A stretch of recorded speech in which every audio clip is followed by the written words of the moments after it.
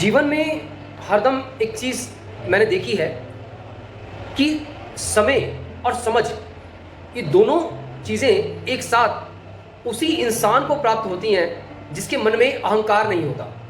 क्योंकि जिस समय समय होता है उस समय समझ काम नहीं करती है, क्योंकि हमारा अहंकार हमें उस समझ के साथ में चलने नहीं देता।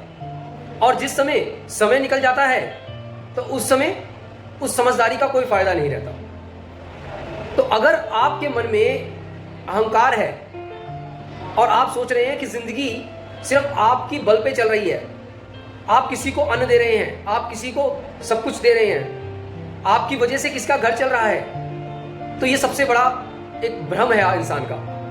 अगर इंसान को समय और समझ दोनों एक साथ चाहिए तो उसे अहंकार को त्याग देना चाहिए और अपने आप को उस परमात्मा की शरणागत होकर शरणागति कर देना चाहिए अपने आप को। क्योंकि अगर आप उस परमात्मा पे सब कुछ छोड़ देंगे और उसके साथ में अपने कर्मों को लेकर चलेंगे तो याद रखिएगा, आपकी जो समझ है, जो परमात्मा ने आप पे कृपा की हुई है, वो सही समय पे काम आएगी और सही समय पे आप अच्छे और भले बुरे का भेद कर पाएंगे और उस अच्छे भले बुरे का भेद करके अपने जीवन की सभी समस्याओं को निपटा सकते हैं, सभी समस्याओं का अंत कर सकते हैं, सभी समस्याओं से ऊपर उठकर अपने काम को कर सकते हैं। पर यदि आपके अंदर अहंकार ही रहेगा तो दुर्योधन की तरह अपना सर्वनाश करते रहेंगे।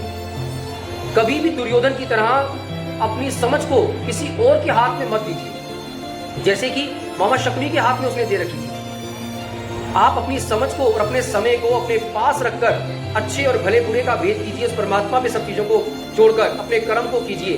देखिएगा आपके पास वो सब चीजें चलकर आएंगी जिन चीजों की आप चाह जिंदगी में रखते हैं।